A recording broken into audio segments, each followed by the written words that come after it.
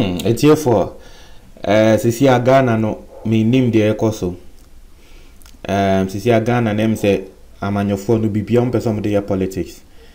Na latest abane say Endra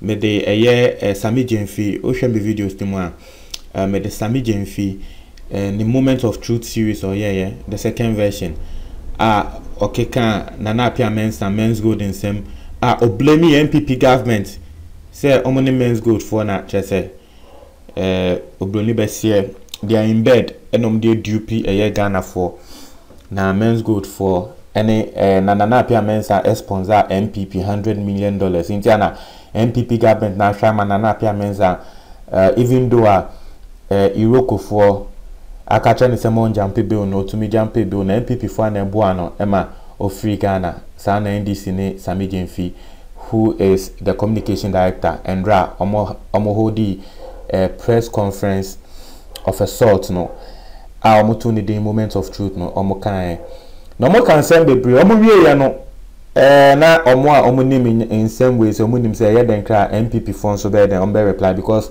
the first version na NDC here no some few hours later and NPP phone so be reply now when so na NPP for be reply na tie for o hwe senior men's gold ne Nana Appiah Mensah asem no nkrofo de ye politics eseweni pa intino the man say mebo NDC any NPP for omuni omo expose omo ho intino mebo NDC for first because omo no mo ye omo dey first we are na yakofa NPP for the no etie for nyaso na tie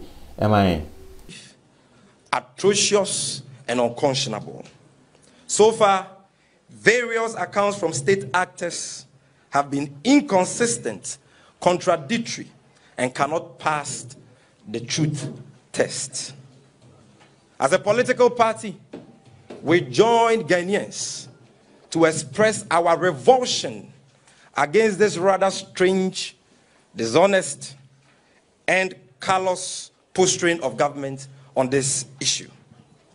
Members of the press, after carefully analyzing the facts surrounding this issue, we in the NDC have come to the inevitable conclusion that the present woes of grieving customers of men's gold is the cause of the Akufo-Addo government. The Akufo-Addo government is complicit in this matter. Therefore, government cannot feign ignorance of the events which have led us to where we are today.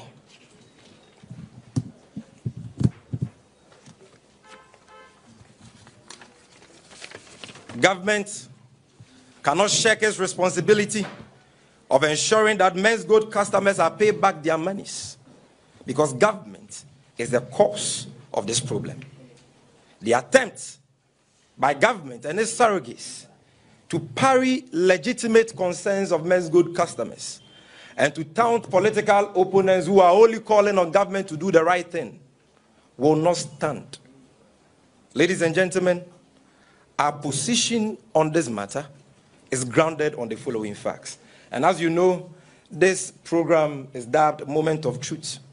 And everything we tell you here will be supported with indisputable and incontrovertible evidence for you to know that we are not just making up stories, but indeed the evidence supports the fact that government is complicit in this matter and has the responsibility of ensuring that all men's gold customers get their monies. Now, number one, the men's gold problem is largely the creation of the Akufo-Addo government, as I've already intimated. This is because the many overt acts of endorsement and advertisement of men's gold and his CEO, Nana Appiah Mensah, aka number one, by the president and his appointees, are inextricably linked to the present predicament of men's gold customers.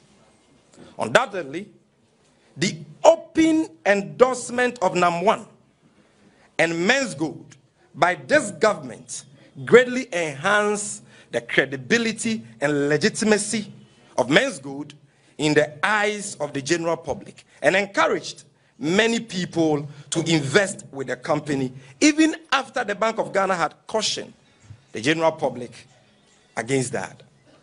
Ladies and gentlemen from the media, it is important at this stage to put the issues within the right historical context and lay bare the facts for the appreciation of all.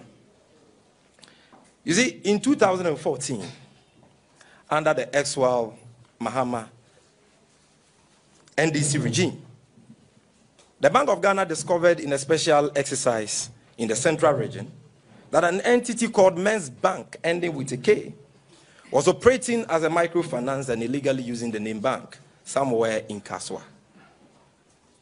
Pursuant to that, on March 11, 2015, the Bank of Ghana issued a notice publishing a list of unlicensed entities operating illegally in the country, which list included Men's Bank.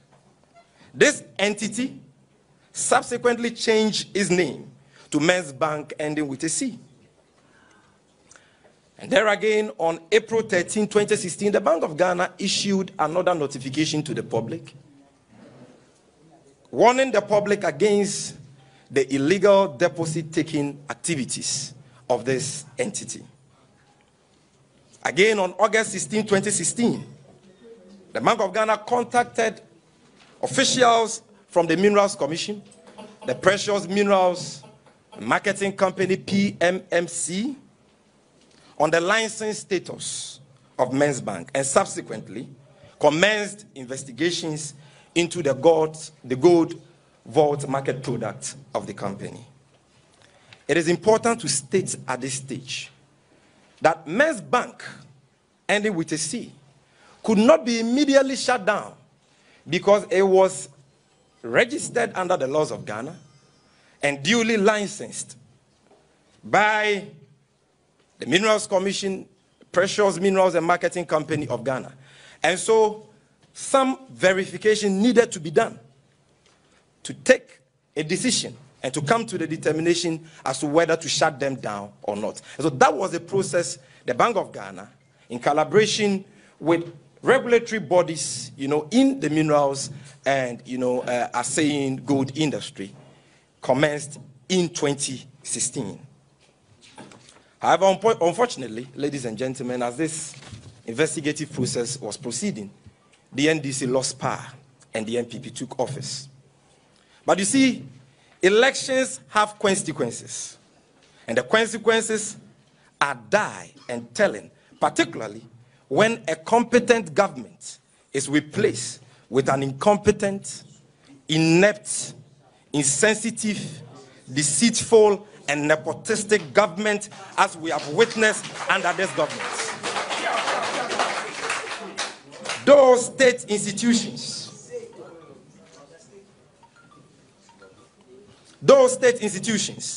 like the Bank of Ghana, the Minerals Commission, SEC, continued their investigations into the illegal deposit-taking activities of Men's Gold.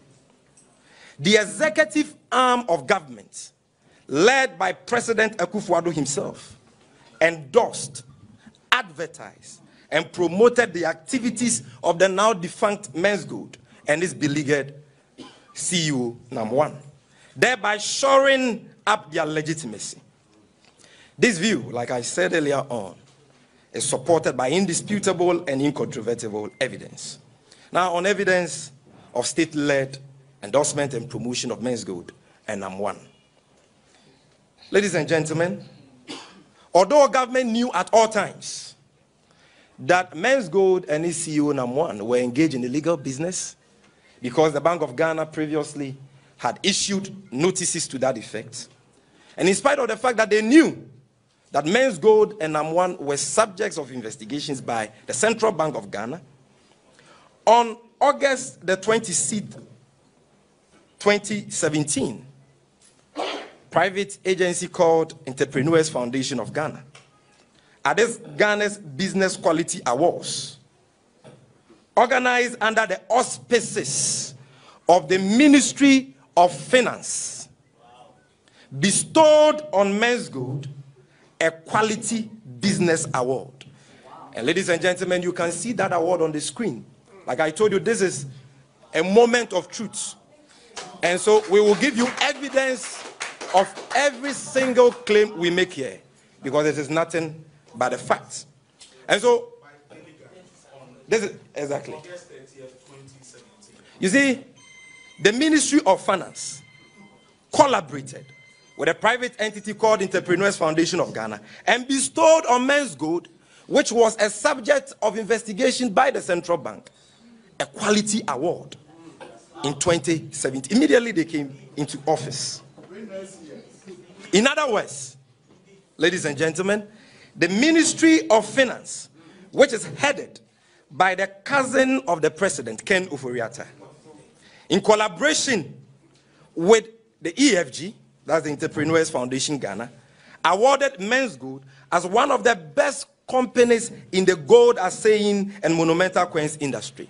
Therefore, it is ultimate hypocrisy for this same Ken Ofori-Atta, whose ministry lured innocent citizens to invest in Men's Gold, to turn around and insult the grieving customers as greedy people. We would like to inform Ken Ofori-Atta that is by far the greediest political figure in Ghana today. He has no moral authority, no moral high ground to label any citizen of Kwame Nkrumah's Ghana as greedy. Ladies and gentlemen, if greed was ever a human being, his name would be Ken Ofori-Atta. Also, in spite of the fact that government knew at all times that number one was engaged in illegal business, on the 28th of April 2018, at the 8th Ghana Entrepreneurs and Corporate Executive Awards, organized here again by the Entrepreneurs Foundation of Ghana at the Moving Pick Ambassador Hotel, the Ministry of Trade, Ghana's Ministry of Trade, and the Ministry of Business Development, together with the Entrepreneurs Foundation of Ghana, awarded Ghana's number one conman, fraudster, Nana Appiah Mensah, CEO of Men's Gold, as the best business executive for 2017. Here again, you can see the award on the screen. Technically, I don't know if you can show them the picture. And so, you see, these are all awards which were backed by the state. And in spite of the fact that government knew that this Men's Gold and this CEO were subject of investigations, they didn't think about the ordinary Ghanaian. They didn't think about the unsuspecting Ghanaian out there. They chose to endorse and award number one and Men's Gold. And we have given you the evidence to that. Number three, the NDC cannot also forget the now infamous visit of number one to the presidency with his close pal and close confidant of President Akufo-Addo, Kwesi Nyantakyi of number 12 fame. Government's claim that number one was included in the said delegation because he had indicated or expressed an intention to sponsor Ghana's Football League is an afterthought and a poor attempt at defending the indefensible. The said allegation, or the said delegation, sorry, was made up of CAF and GFA officials. You know, Bisu. Number one, we know, has never been an official of any of these bodies. The fact that he had expressed an intention to sponsor Ghana Football League didn't make him an official of GFA or CAF. Ordinarily, he had no business joining that delegation. And our president had no business meeting with him. Ladies and gentlemen, when in this country have you seen any president of this country meeting with sponsors or potential? He was not even a sponsor at the time. He was a potential sponsor, because we are told by government that 4 days earlier, maybe before that visit, he had only expressed his intention, to sponsor the league. When in this country have you seen President Kufuor or President Mills or President Mahama or J.J. Rawlings meeting with potential sponsors of Ghana's Football League. It is not the job of the president to be doing that. So he had no business meeting him in the first place. But not just that. The outcome of the meeting, which was highly publicized for months, without correction from the presidency, further deepened confidence in the activities of Men's Good and wooed unsuspecting Ghanaians to invest or keep their investments with Men's Good. So, ladies and gentlemen, what we are saying is that the decision of our president to meet with number one was unjustifiable and a poor exercise of judgment. Ladies and gentlemen, to buttress this point, after the meeting with the president, number one took a picture with the president and subsequently shared it on his Facebook wall, accompanied with a caption, I quote, "Mr. President, we owe it all to you." My brother, this is not the one I'm looking for. I'm looking for his post on the Facebook wall for everyone to see. You see, the NPP over the past week has sought to create the impression that we are only taking issues with the fact that Namwan took a picture with the president. So they say, oh, Namwan also took a picture with this traditional leader. He took a picture with this religious leader. Comrades, ladies and gentlemen of the press, brothers and sisters, that argument is inconsequential. They said traditional authorities, they said religious authorities do not have the BNI, do not have the national security, they do not have, the apparatus of state to inform them, or to have informed them about the illegal activities of Namwan and Men's Good. So they can be excused. But the president who has national security, who is actually the commander-in-chief of Ghana Armed Forces, cannot have any excuse when it comes to this. But our bone of contention and our beef is not about the picture per se, but like as I've demonstrated to you, about the comments which accompanied the picture and what the picture was used for by Namwan. Mr. President, we owe all to you. I repeat. What did Namwan mean by this statement, ladies and gentlemen? Obviously, he was ascribing his successes to President Akufo-Addo. You know, Bisu? Exactly so. All in an effort to enhance his credibility and legitimacy. Although government knew at all times that Namwan was engaged in illegal business and was a subject of investigations, government was not bothered. I repeat, government was not bothered to issue a disclaimer to distance the president, our president, from this obvious act of advertisement. Ladies and gentlemen, as a result and in effect, but unfortunately, see, when the regulatory institutions such as the Bank of Ghana and SEC were saying no to Namwan, our president, Nana Appiah Mensah, was saying thumbs up to him. Government simply refused to sing from the same hymn page and succeeded in confusing and encouraging unsuspecting Ghanaians to deal with Men's Good. Number 4, even though he, as in Namwan, was a subject of investigation and had been pronounced by the central bank as a person engaged in illegal business, the state looked on while Namwan sponsored Ghana's Football League without any objections. Yes, they will say that, oh, the GFA is a private body. Ladies and gentlemen, when it comes to Ghana football, it is not a private affair. And that is why the state always has a stake in the sponsorship of Ghana's football.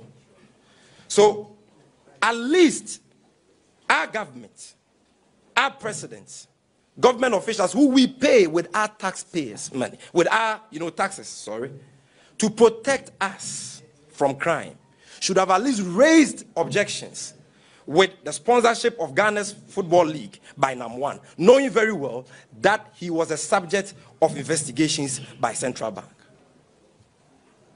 However, that did not happen. And so that enhanced the visibility and legitimacy of Namwan and his businesses.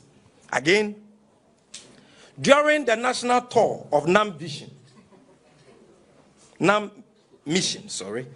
the Minister of Tourism, Honorable Catherine Afiku, after taking inspiration from her boss, President Akufo-Addo, was seen chaperoning #1 throughout the Western region, ostensibly to create tourism awareness. This, ladies and gentlemen, was another open state endorsement and ministerial advertisement of the beleaguered CEO of Men's Good, which enhanced his popularity, legitimacy, and credibility. Again, friends from the media, would like to submit to you, and this is the interesting part, that the wife of President Akufo-Addo, Ghana's First Lady, also took active part in the endorsement and promotion of #1. In March 2018, her foundation, the Rebecca Foundation, partnered with NAM Mission, another company belonging to the beleaguered Men's Go CEO, in connection with a medical outreach program in some parts of the country. Ladies and gentlemen, there are so many NGOs and so many humanitarian organizations in Ghana and in the world. Amongst all of them, our First Lady Auntie Becky could not find any reputable, any credible agency to partner with, but rather chose to partner with the man, Nana Appiah Mensah, Ghana's #1 fraudster. If this had happened under the government of President Mahama, what would our brothers and sisters in the NPP say? What would they have said? Were in this country when the DKM matter arose? Even though President Mahama and his wife never knew the owners of DKM, even though they never had meetings with them at the seat of government, even though they never took pictures with the owners, even though the owners never posted pictures with them, ascribing their successes to them on social media, even though their officials never took the owners of God is Life, DKM, on tours and so on, our brothers in the NPP, because they have lies in their DNA, lied against them, that DKM belonged to them. Today we know how the passage of time has exposed these lies, these wicked lies of the NPP. When you go to Sunyane today, the story building just sitting opposite the Sunyane Coronation Park, which was owned by DKM, has been bought by one phaser, bodyguard of Honorable Asoma Chreme, Minister for Lands and Natural Resources. How can a bodyguard, that muscular man who won Ghana's most strongest or so, get that amount of money to buy the said story building? Their own vice chairman, Abronye, came out and indicated that it was Asoma Chreme, who was then the regional minister, who had actually purchased this building. The matter went to court, and the court has reversed that decision. The question I would ask Honorable Asoma Chreme when I meet him is whether he bought that building from Lordina Mahama or John Mahama, since they said in opposition that DKM belonged to them.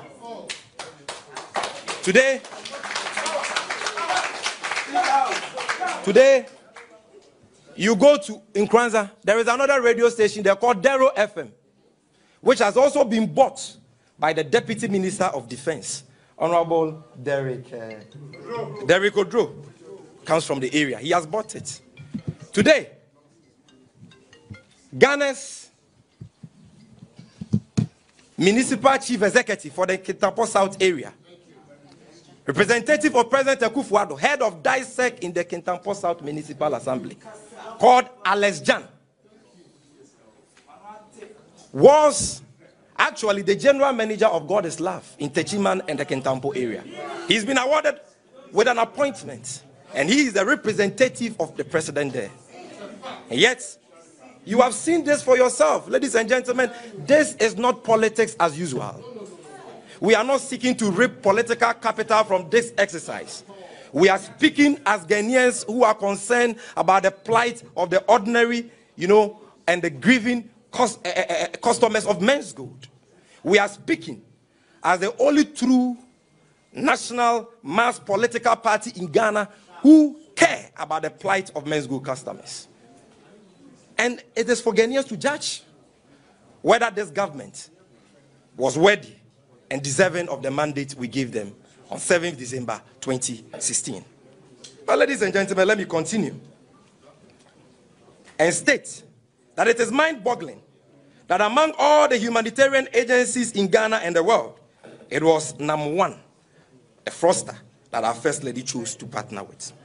Again, it is worthy of note that in the last 2 years, Nana Appiah Mensah has enjoyed full state honors, as we have seen him with armed police escort at public gatherings on countless occasions. We'll show you some pictures very soon. Now, show me the pictures before the video. Show me the pictures before the video. Ladies and gentlemen, not even members of parliament and ministers of state enjoy the kind of security detail that was accorded NAM1 by this government. Just look at it. Look at their helmets. Look at their accoutrements they are wielding. Are they going to war? Do you even see such armed police escort with our vice president or president? Yet, this was a man. Ladies and gentlemen, this is a very serious matter. You see, where in the world have you seen a man who is under investigation by the central bank and who has been declared by the central bank as engaging in illegal business being given these privileges, by the state? This kind of security protocol. Where in the world? Except Akufo-Addo's Ghana. You can never see this. Not even in the banana republics of the world. You can't see this anywhere.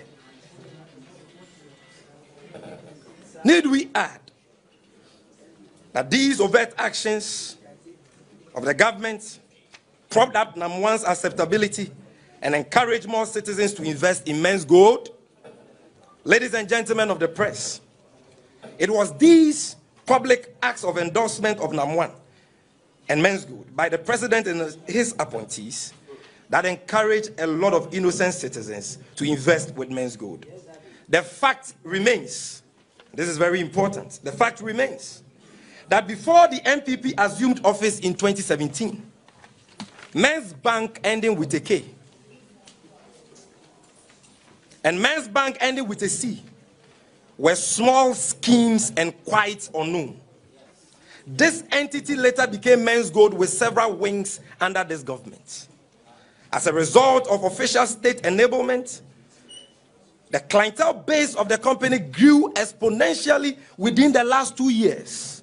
Information available to us, ladies and gentlemen of the press, suggests that the company acquired about 90% of its current clientele between 2017 and 2018. And this fact has been corroborated by the customers and staff of Men's Gold. I have the press statement of the cost of the staff of Men's Gold with me here. If you doubt this, after the press conference, you can see me. I will give you a free copy, where the staff of Men's Gold themselves, led by their corporate affairs manager, makes the point that these acts of government, this is not something coming from the NDC, this is the corporate affairs manager of Men's Gold, saying that these acts of endorsement, advertisement, and promotion by the state led to an exponential expansion in their clientele base.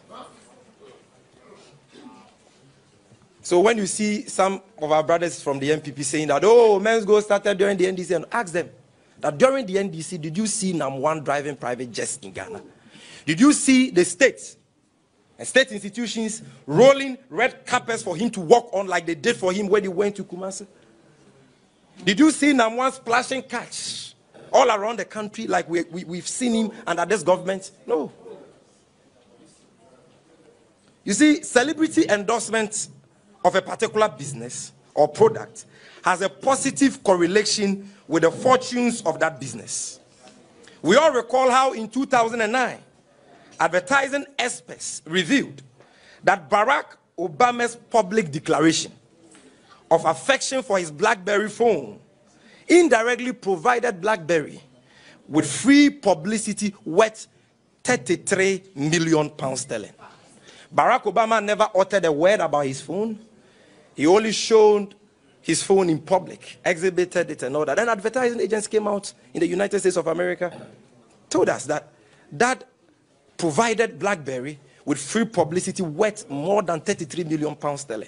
So President Akufo-Addo and his government officials need not or didn't have to tell Ghanaians expressly that go and put your monies or invest with Men's Gold. No.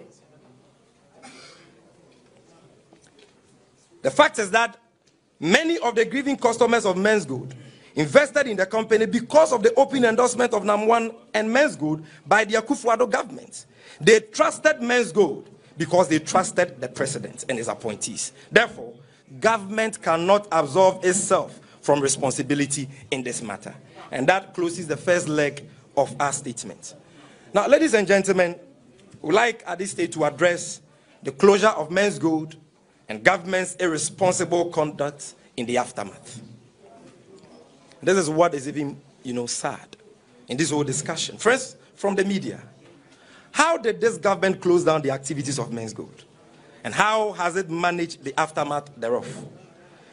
Did they have the investment of the customers in mind?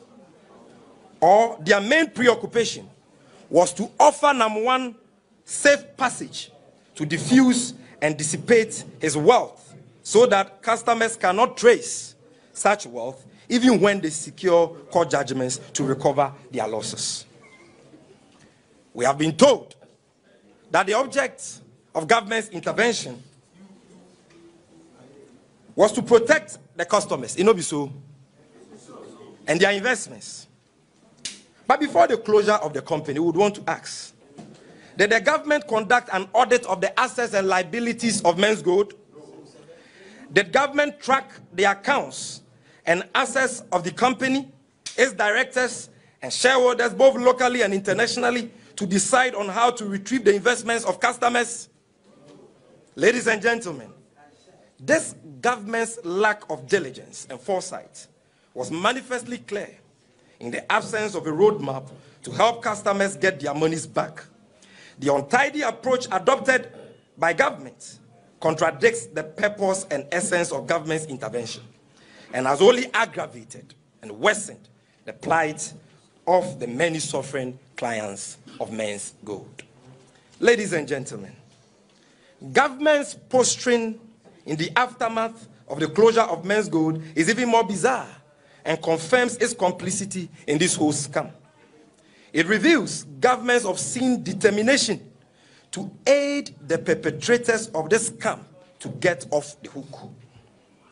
Is it not intriguing that 4 months after the shutdown of Men's Gold, no director, no shareholder, no member of management has been arrested and put under strict surveillance by the state?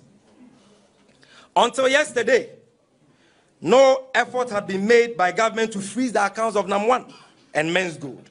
Till date, ladies and gentlemen, none of his assets and that of Men's Gold, including that of his accomplices, have been confiscated by governments. Within the last 3 months, and despite several warnings by staff of Men's Gold, government has sat aloof and allowed directors, shareholders, and management members to sell assets of the company, with some absconding from the country with their loot. And that is a fact, because on the night of 27th December 2018, the wife of NAM1 went to her shop at East Legon with a cargo. People saw her offloading, actually packing all her jewelry in her shop into this cargo. They did that all through the night. Some of the people in that locality have called us and have told us that they actually called the police and our security agencies and reported the matter to them. But none of them responded. They sat aloof and allowed the woman to pack her jewelry and precious stuff from the shops. Today, when you go there, the shop is empty. Other companies of NAM1, like Xylophone Media, are still operating in this country whilst government looks on unconcerned. Liquidation processes haven't been commenced against Men's Gold, despite the state being fully clothed with the power and authority under the law to do so. If this does not smack of sheer dereliction of duty and complicity on the part of government, then what else is it? And when we talk about the fact that government has a responsibility to liquidate Men's Gold, people say that, oh, that is not true. government says that, oh, this is a civil matter. It is the responsibilities of the customers themselves to go to court and to seek justice, to retrieve the monies themselves, their monies themselves. That is very reckless and irresponsible. My brother, can you put Act 180?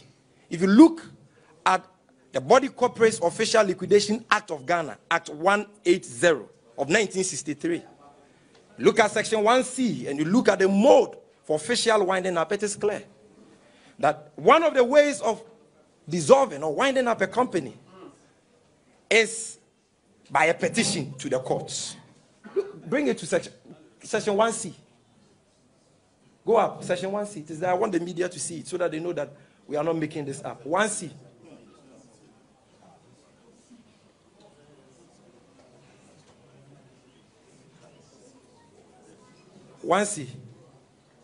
Oh. It's okay, it's okay, it's okay. No, this is the IOCO Act, not 804. Get me the Body Corporates Act, 180, and then we can refer to that later. So, if you look at the law, it is clear.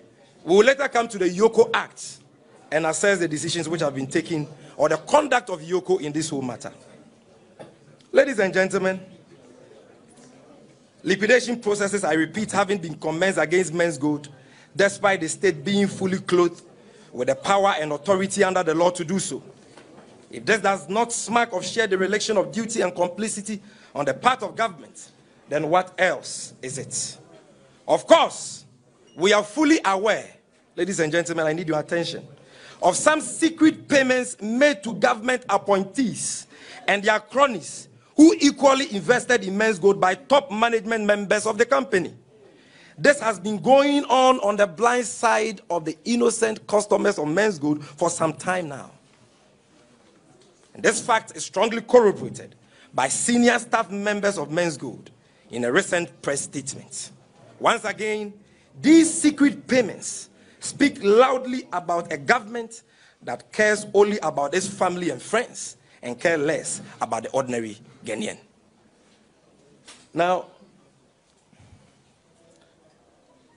if I can just point you to Section 1C. Section 1C. No, go up before I move on. Okay, go to 4C. 4C, come down. I don't know why you're having it. Most of winding up, the official winding up of a company may be commenced by, look at C, a petition to the court. Now go to 4. Section 4. Go to 4. Go down again. Good. Good. Good. Procedure on petition to courts. Now look at 1. The registrar or any person who is a creditor, A, a creditor of the company, B, a member or a contributor, C, the Attorney General. The Attorney General, but only on the ground specified in paragraph C of subsection 2 of this section. Look at paragraph 2. It says the court may order the official winding up of a company on such a petition where, C, the business or objects of the company are unlawful, or the company is operated for an illegal purpose, or the business being carried on by the company is not authorized by its regulations. So in the face of this law, how can government say that this is a civil matter? This is the law. And these are the laws that the president has sworn to uphold. Again, I spoke about the confiscation of assets. Now, can you open Act 804 before I go to the concluding part? Now, ladies and gentlemen, whilst he's doing that, let me proceed. Government's inertia. Ladies and gentlemen of the press, the NDC is aware of the real reason behind government's inertia in this whole Men's Gold matter. According to our impeachable sources at Men's Gold, number 1, sponsored the NPP and President Akufo-Addo's 2016 election campaign with a gargantuan sum of money, hence his strong ties with government. Number 1's amorous affair with the Akufo-Addo government is the only explanation as to how state security aided him to abscond from our jurisdiction and continues to treat him and his accomplices with kid gloves. Now, the purported arrest of Nam1 and his aided escape from Ghana. Friends from the media, we are convinced, beyond a shadow of doubt, that Nam1 was aided by government and our security agencies to flee this country. We are convinced. We are convinced beyond a shadow of doubt. We are told by government that Nam1 was arrested by Yoko somewhere August 2018. Is that not the case? We are also told by the same government that Nam1 jumped bail in September 2018, about 3 to 4 months ago. We are again told that when he was arrested in August, he was given a self-recognizance bail. Ladies and gentlemen, certain questions beg for urgent answers, and we hope President Akufo-Addo will provide urgent answers, at least through his lying Minister of Information, Kojo Oppong-Nkrumah. Number one, why was Nam1 granted self-recognizance bail, given the seriousness and the magnitude of this case? Number two, knowing that Nam1 was a flight risk, equipped with a private aircraft, why was his passport and traveling documents not seized by Yoko in line with their standard practice? We're in this country, and some of our corporates, specifically Kojo Chumbuafo, Dr. Puni, and a few others were invited by Yoko over some flimsy, excuses, from flimsy reasons. Immediately they went to Yoko, their passports and traveling documents were seized. In fact, in the case of Kojo Oppong-Nkrumah, his case involves unaccountable impress. Kojo Chumbuafo. His case involves an issue of unaccountable impress of just $3,000. And even in that matter, his passports and traveling documents were seized by Yoko. But in this matter involving more than $200 million, involving thousands of citizens, the life savings of thousands of Ghanaian citizens, and perhaps millions of livelihoods, government decided to give him self-recognizance bail. Again, why was he not put under strict surveillance by our security agencies? What kind of security apparatus is our president superintendent over in this country? How was he able to slip out of this country without the knowledge of our security agencies? We know that Nam1 absconded from Ghana in September 2018.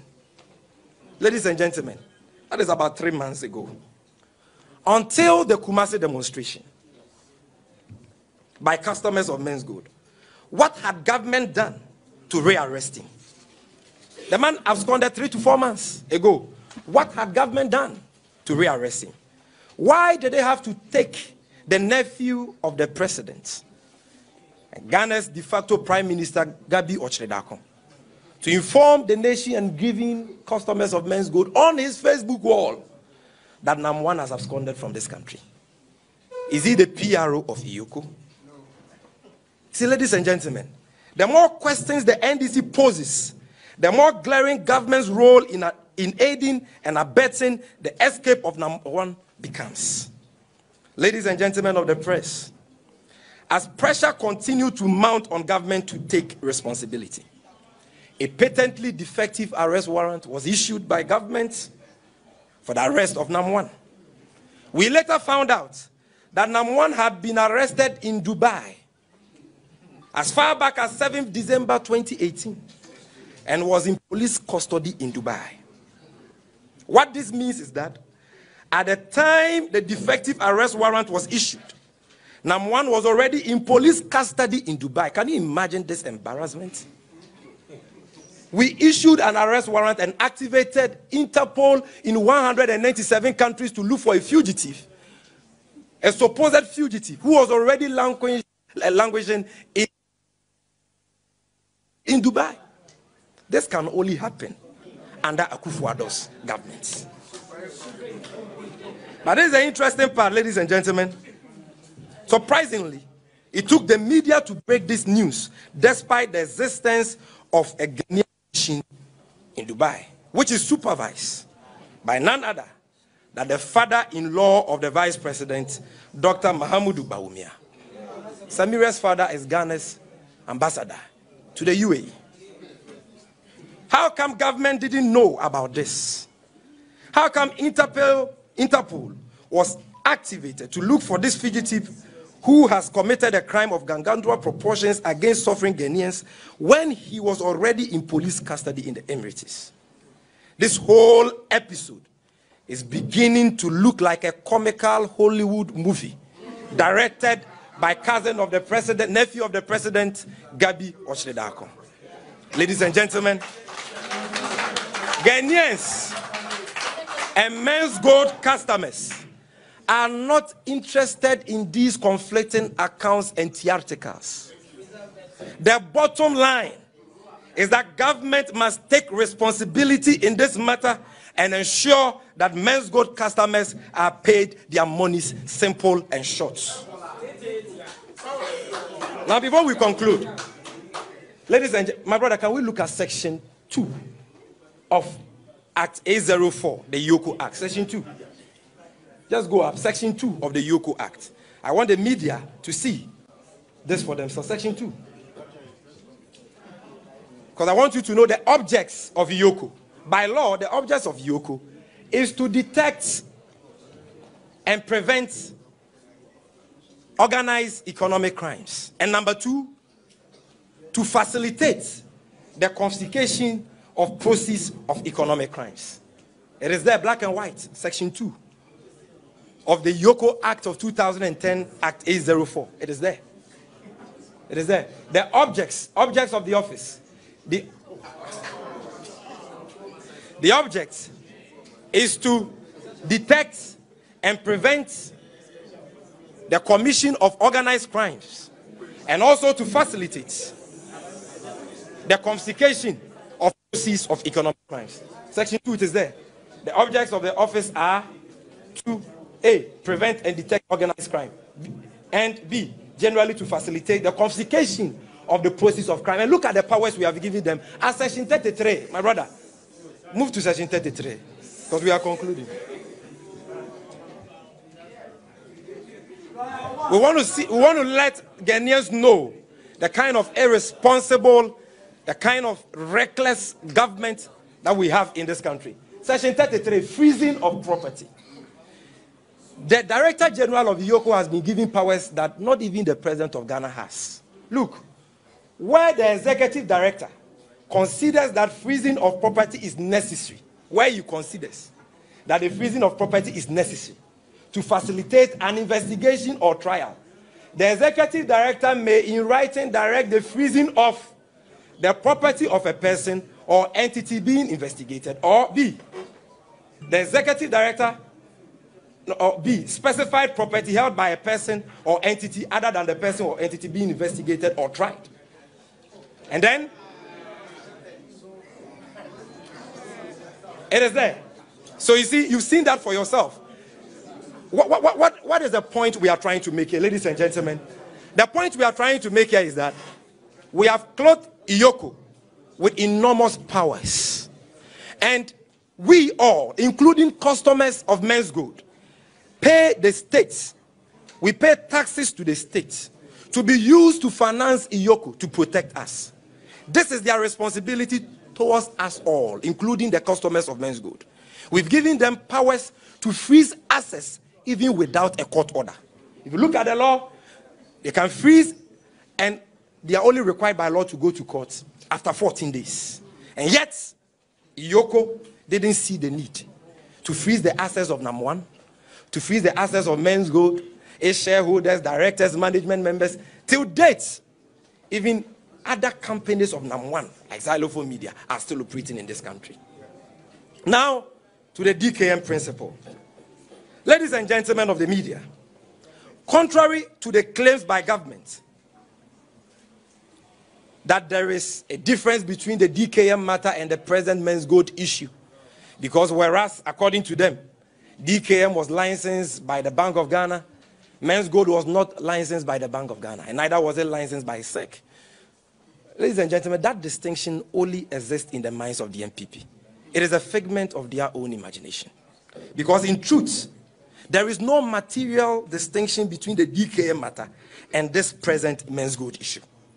government position that it has no responsibility to men's gold customers is hypocritical and smacks of double standards. Just as DKM was licensed by the Bank of Ghana, men's gold was also registered by the Registrar General and licensed by the Minerals Commission of Ghana. The Bank of Ghana is a state institution. The Minerals Commission of Ghana is also a state institution. What is the difference between this issue and the DKM matter? Ladies and gentlemen, the point I'm making is this. Just as DKM was licensed by the Bank of Ghana, men's gold was also registered by the Registrar General and licensed by the Minerals Commission of Ghana. Both cases concern two companies registered and duly licensed by state institutions. Companies who paid their taxes and who, in one way or the other, violated the conditions of their license. If you look at the DKM matter and this matter, that is it. So on all fours, the two issues are the same.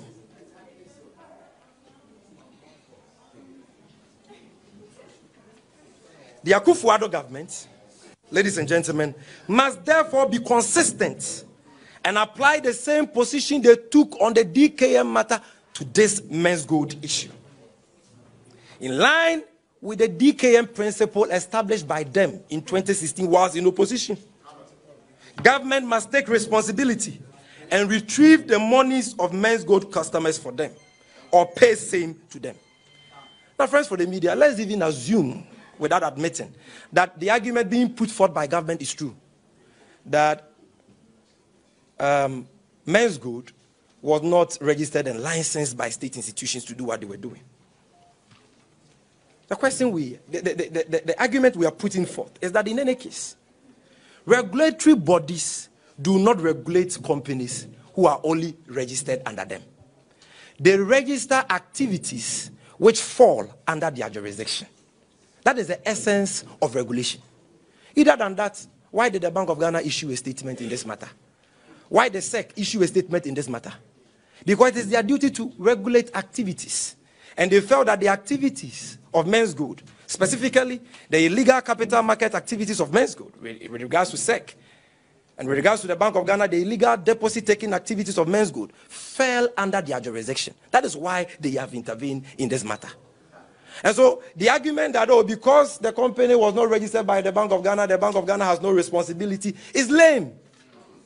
That argument is a baseless and useless argument. Because what government is saying in effect is that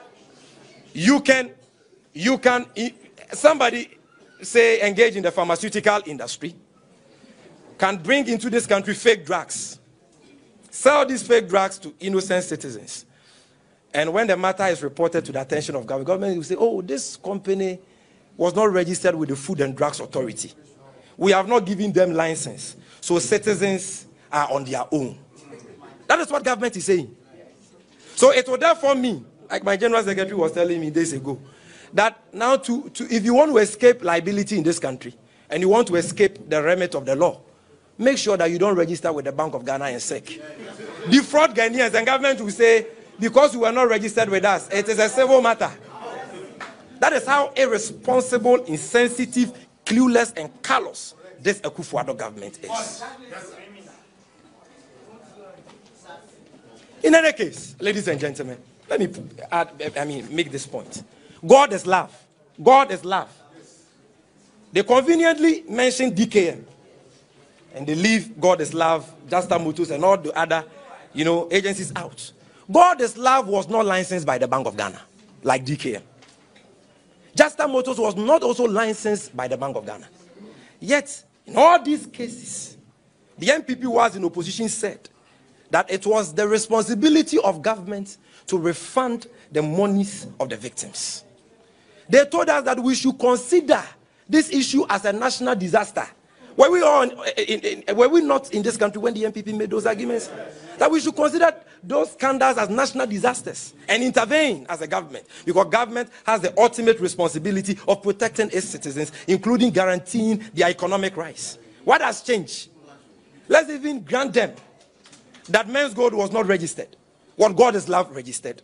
You see, double talk and lies, like I said, like we have always said, are in the DNA of the NPP, and they cannot stop. Ladies and gentlemen, now to the way forward.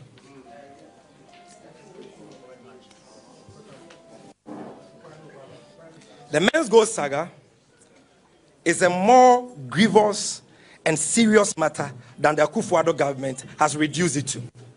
It is perhaps the greatest financial calamity to ever befallen the Ghanaian people.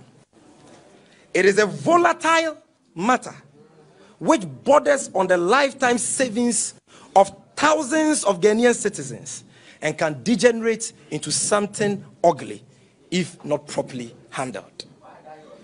We insist that government has a constitutional duty to protect its citizens and safeguard their interests, including their economic rights. The state is clothed with enough power and resources to retrieve the monies of men's gold customers and to compensate them. This responsibility must not be abdicated as if government is a mere passive observer in this whole debacle.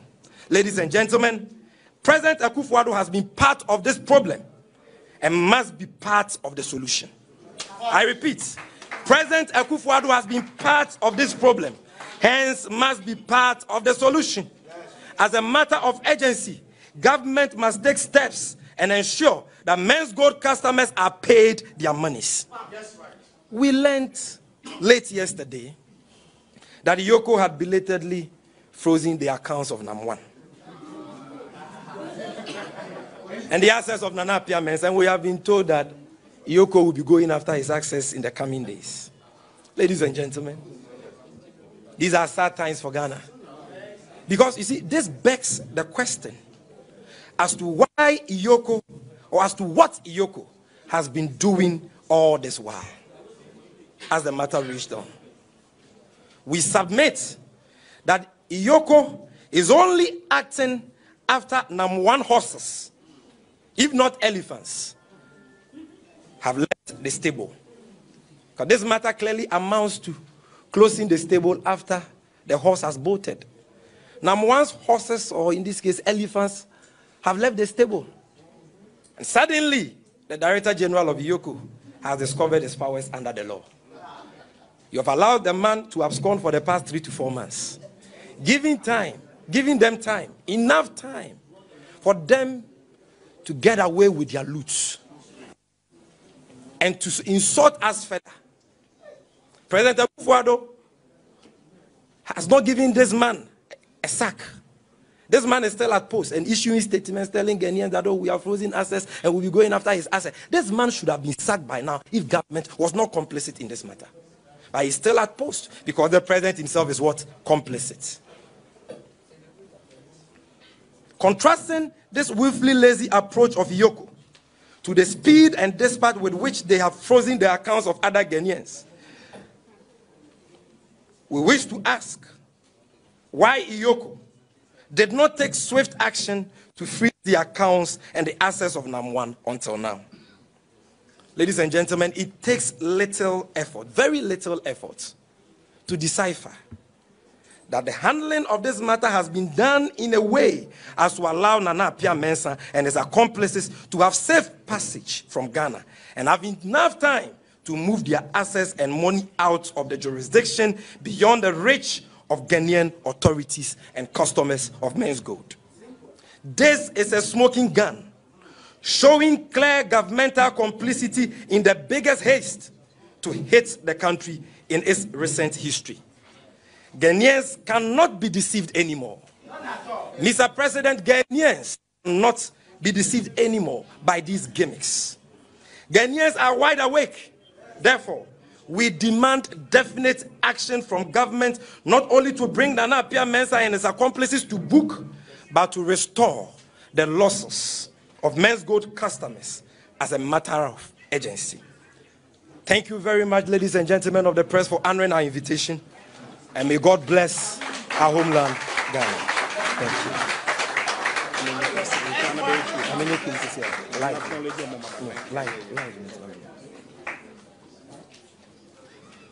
Ladies and gentlemen, we've taken a lot of your time, but I think that you will agree with us that it was worth it.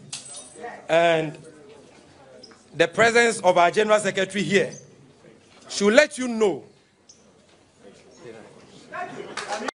He has visited several eminent persons in this country. Anybody who cares to know knows that he has visited several serious people in this country as a responsible political party, supporting a very focused government. We will not stoop so low as to suggest that public officers, religious leaders, traditional leaders, and others who by virtue of their office are public property deserve to be abused for dirty political ends. And the NDC is advised that the people of Ghana are wise to their political ideals and will not accept abuse as a form of political communication. The second leg of the NDC's empty propaganda is that some force ought to have applied, which was not. Some force ought to have been applied, which was not. Or either it wasn't applied timeously enough, or it's being applied too late. In making that argument, the NDC's communications officer, endorsed by the entire leadership of the NDC, confused the state, the government, regulatory agencies, security agencies, and the presidency all in one, in their haste to create problems where there are none. The NPP government is committed to a state of law. And in that state of law, there are clear distinctions between the powers of the state, the powers of the government, and the powers of the president, as well as the powers of regulatory agencies and security agencies. For public clarity, it is on record that in 2012, a docket was allegedly built by the Ghana Police Service saying that 53 people had been defrauded by NAM1. Then it was a security matter, wasn't it? Was it the matter of the government? Was it the matter of the president? Was it the matter of the regulatory agencies? Ultimately, the police treated it as a criminal matter and sought to deal with it. We would ask media houses to ask the police to trace the genesis of that matter. Hopefully, it ought not to be the President of the Republic who traces police dockets according to the logic of the NDC. So, it is obvious that the shenanigans and alleged fraudulent operations of NAM1 and his accomplices started way back in 2013 under the name Men's Bank with a K, and then later on changed to Men's Bank with a C. For the information of the NDC and its clueless leadership, they were in power as the government, the agent of the state, at the time that NAM1 established Men's Bank with a K and later on changed it to one with a C. The NDC government was in power. And there was a regulatory agency, a licensing agency, which registered that company. Was it the president who did that registration? So, if so, by their twisted logic, confusing the state, regulatory agencies, the government, security agencies, the presidency and everything, then why didn't they exercise? Why didn't the president stop NAM1 once and for all at that time? Why didn't they use the force at their disposal? Why didn't they use the force at their command at that time? When he switched from Men's Bank with a K to Men's Bank with a C, did they realize what he was up to? Did they accept that what he was up to was good enough for them? What has changed between now and then? Why did they not do what they were supposed to do? Or they refused to exercise government power under the authority of the state to deal with NAM1 because the NDC stood to benefit. Because we are aware that the communications director, listen to him. By pressing the panic button. Listen to him. It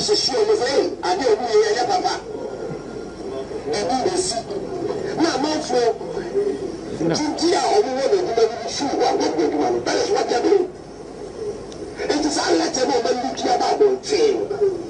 because you see, let's go for me. We might come over from Ghana, and then my chapter more mind. I don't want to say and why I want to travel. I think my crowd and do not feel what the other. What should the global shares of the government to be mine? And the one who bet 19 minutes, we will go on my team piano. As I think that I'm going to senior callers and say, Nana Appiah Abandon for a governor. Only when you match was it, Babu was it, yet there do not go private in Sapphire. And a one cousin go for you. Then you have private people who will try to do something to help this country, to create employment. When we create employment, so we contribute to nation building. And you want so you what Mama interpreting because we have no anyway, so we see extending is a bit far-fetched. But we don't have any millions commission here. But my first one, extending you can say, that's a million example. There wasn't even saying that I have not been understanding of the business. I have not been understanding of the state and new development. And as I say, so it means that this is even something which has just okay to say. The responsible government, the other say, the first days from your country was a really they regularize this aspect of your only license. Now they also believe that. But that's exactly what they do. Because beyond letter and can't say to the looking letter. The content of the letter said, why am I doing it? Hold on. The content of the letter said, in making reference to meetings at two parties and in fact, Bank of Ghana earlier, the Bank of Ghana issued statement that say Emma Mensah warning about You've heard the man who spoke today.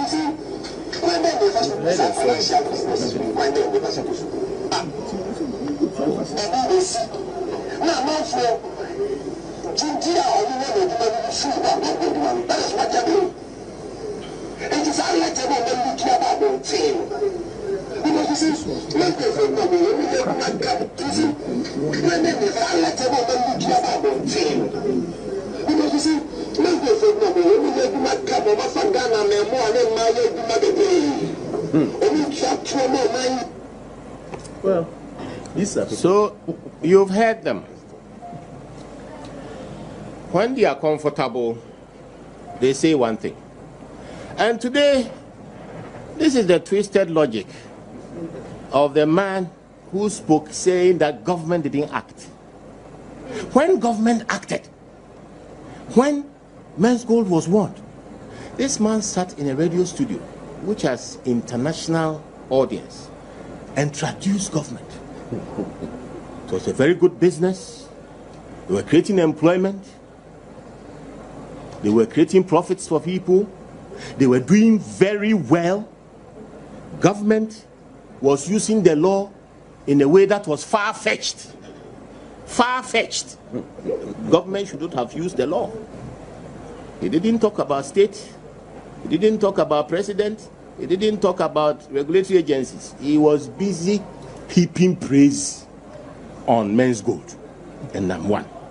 And then he turned around to say that what Mensah had done our government have not been able to do. Is that true? And this is the man who led the useless vacuous onslaught today. This is the man behind whom the leadership of a hopeful opposition who wants to come back into power are arranged, telling Ghana to believe in them as an alternative. This is the man who would purport to tell all of Ghanaians what to do. This is the man. Fantastic. So, we need to have a bit of history here. And I want you to all be very, very clear in your minds. After the incidents of 2012, 2013, and otherwise, you fast forward to 2014, in October to be precise. The Bank of Ghana itself, not under the leadership of the NPP government. The Bank of Ghana is independent. Then it was under the leadership of an NDC government. Bank of Ghana is a state institution. It cannot be dictated to by the government. Do we get that clear? The Bank of Ghana is a state institution.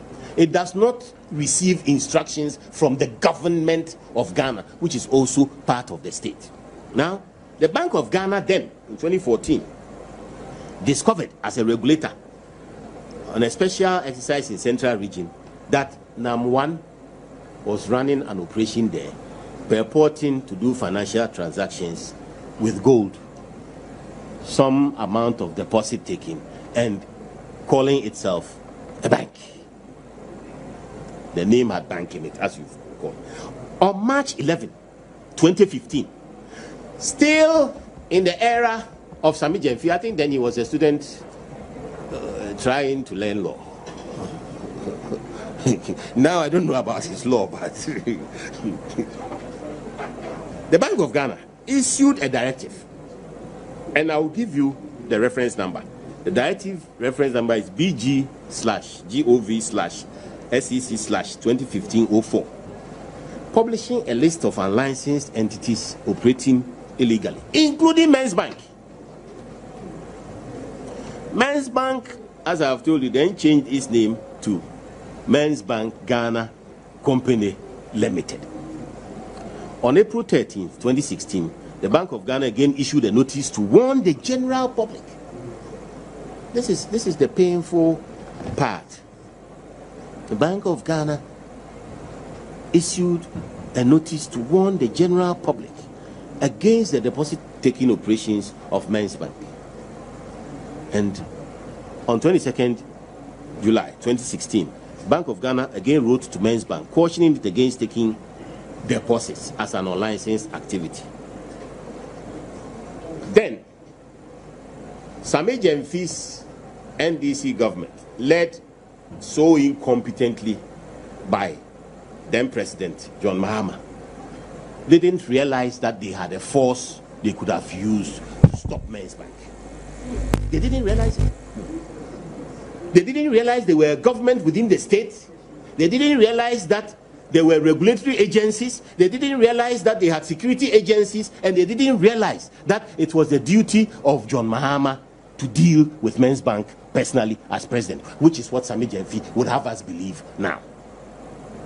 On August 2nd, 2016, Bank of Ghana invited the management of Men's Bank and engaged them on their unlicensed deposit-taking activity. They responded in writing on August 3rd and claimed that they were not taking deposits. And this is when they somersaulted again and went to create another company called Brew Marketing Consult. You've heard that one too? Yes. So what they did was that they changed the modus round and said Brew Marketing Consult was now going to take money, and then you buy gold through Brew Marketing Consult and they will keep the money for you. This was under the watch of the NDC government, which was using the power of the state as a government.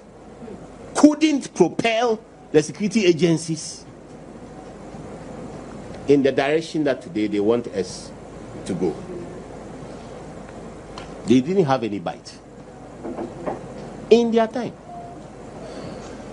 Now, obviously, with this kind of record, you will lose power, which they did. They were given a thorough political whipping. An incumbent, an African government incumbent, which lost election by over 1 million votes. 50 plus one before then had been very tight. This one, we saw a 53 and a way down 44, which I hear is still dropping. It's still dropping. So they lost power. In February 2017, under a serious government, another meeting was held with the company. On July 19th, the Bank of Ghana issued another letter to them asking them to desist from taking deposits. Then they quickly changed their name to Men's Gold. That is where the so-called gold collectibles operation started. Now, as a serious regulator, listen to what the Bank of Ghana did.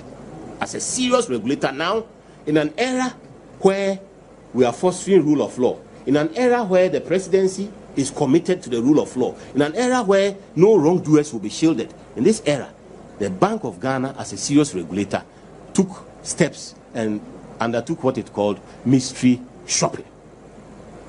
And it's so important that I'll read it out. The Bank of Ghana, sent somebody anonymously today. The first time they went attempting to buy gold, they didn't see any gold throughout the transaction. Men's Gold collected the cash with the explanation that they will purchase the gold from Brew Consult. In the second case of mystery shopping, the mystery shoppers were given a piece of gold. In the third purchase, the mystery shoppers were directed to purchase the gold from Brew Marketing and deposit the gold in the vault of Men's Gold for it to trade with the gold.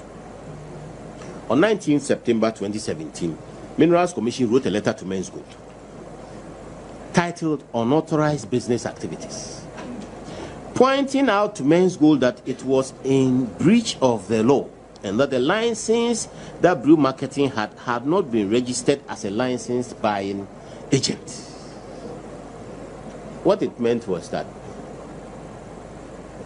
Brew Marketing and Men's Gold had been licensed by Minerals Commission to buy gold locally from the small-scale sector and export. They were not licensed to trade in gold on a local secondary market.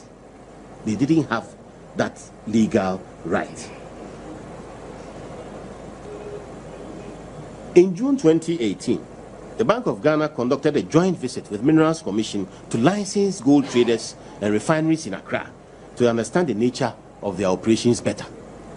The team established that all the companies were engaged in smelting and exporting gold with the exception of Men's Gold, which was engaged in the solicitation of deposits from the general public with interest rates between 7 to 10% a month to customers based on the quantity of gold purchased. So when the regulators realized that NAM1 and Men's Gold were trading in gold on the local secondary market, Securities and Exchange Commission moved in. This is proper bite. This is a government which is serious about its responsibility to the people. Within 2 years, the government was not prepared to wait for something to go wrong before it acted. And in acting, Securities and Exchange Commission asked for a license because they regulate the secondary market in trading of derivatives. This is the factual story. No agency has closed Men's Gold down. No government agency has closed Men's Gold down. No regulatory agency, independent regulatory agency by law, not directed by the power and authority of the presidency. No regulatory agency has closed Men's Gold down. They have just asked Men's Gold to meet its regulatory requirements, license your activities. Indeed, you will recall that Men's Gold has gone to court. Do you recall that? And you recall that very recently the court has told Men's Gold to go back and engage the Securities and Exchange Commission in exercise of its regulatory functions so that it is issued the appropriate licenses and legal instruments for it to carry on its business. If this was a business that had been shut down, would it be in court seeking to avoid regulation? This is the factual story.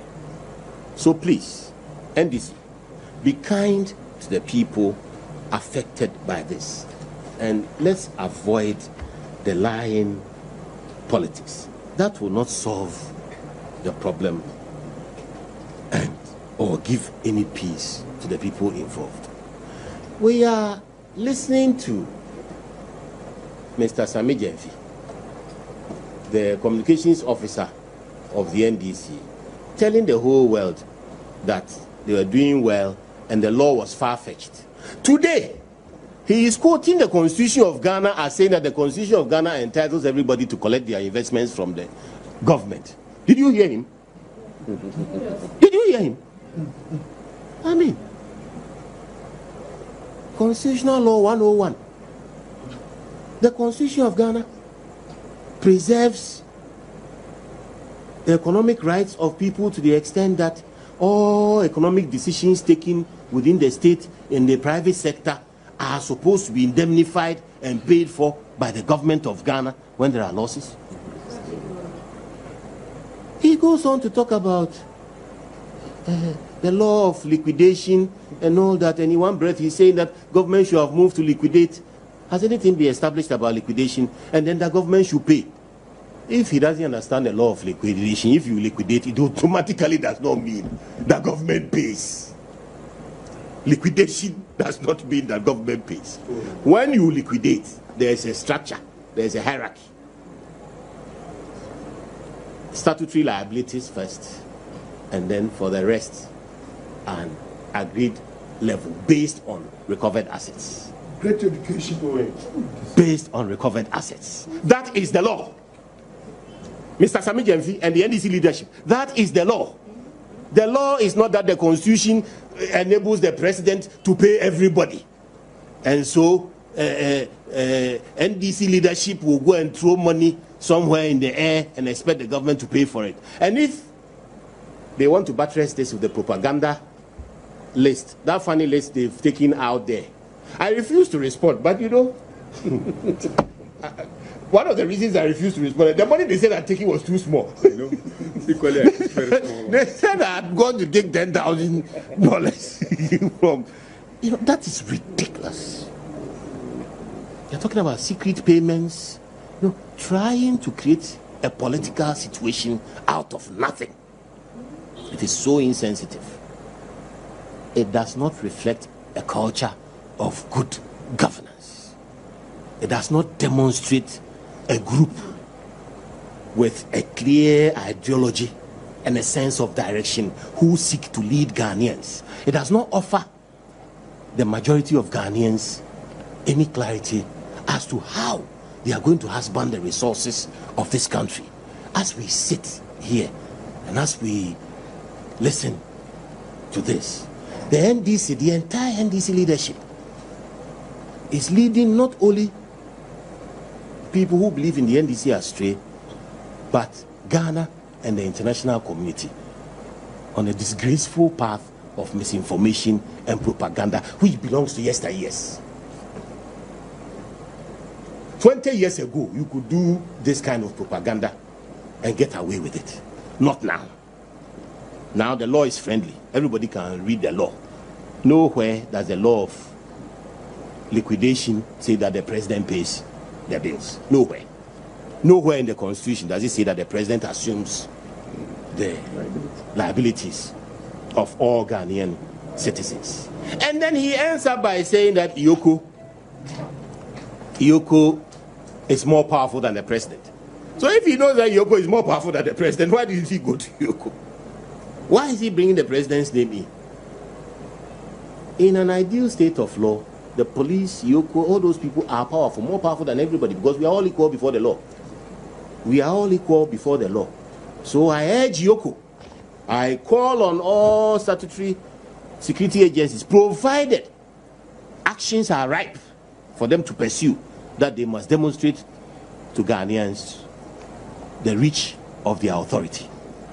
It is not about the presidency taking pictures. So, men's gold happens to be one of the problems that the NDC have left us to clear. We have cleared a lot of their mess since we came. We had to clear the mess in the banking sector.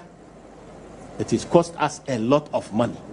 Licensing ghost banks and running the money around amongst themselves, including the family of the then president, taking huge loans from government banks and destroying the asset base. We have money to clear that. We have cleared the arrears they left across the economy, from health to school feeding, not to talk about road fund. We have cleared. They actually took government money at some stages to put in private banks at a low interest rate and borrow their money back at a higher interest rate. Are you aware of that? That is the NDC for you. That is the NDC for you. So we will allow the law to work. And in doing so, nobody will be shielded. Now, let me, as I conclude, say a few facts about the Rebecca Foundation and the NAM mission. It's so unfortunate, the desperation of the NDC. The Rebecca Foundation collaborated with GCB Bank, Future of Africa Foundation, the BRAIN Project, and the Global Health Consortium to undertake free medical screening and surgeries tagged Restoring Hope. From the 5th of March 2018 until the 5th of April 2018, the group was made up of Ghanaian, German, and American doctors. Now, health screening under this project was carried out in several hospitals, including Rich Hospital, La General Hospital, Kolebu Polyclinic, Asha Polyclinic, Tamale Teaching Hospital, Family Health Hospital, St. Michael's Hospital in Praso, Kumawu Polyclinic, and surgeries were also carried out in Ridge Hospital, La General Hospital, Kolebu Polyclinic, Kolebu Teaching Hospital, ENT Department, Family Health Hospital as well. St. Michael's Hospital and Tamale Central Hospital. A total of 205 surgeries ranging from neurological, gynecological, plastic, and dental, among others, were completed. The other partners to the project, I want to repeat, the GCB Bank, Future of Africa Foundation, the BRAIN Project, and Global Health Consortium. And at all times, these partners were in charge of fundraising and bookkeeping for the project. The Restoring Hope project has a bank account to which the Rebecca Foundation is not a signatory and does not have access to. The Rebecca Foundation is not on record anywhere as having requested NAM missions to support the project. At the time, the Rebecca Foundation gave media interviews to raise awareness and attract potential beneficiaries to the project. The foundation also cleared and shipped medical equipment and consumables used to conduct the surgeries and donations to various health facilities around the country.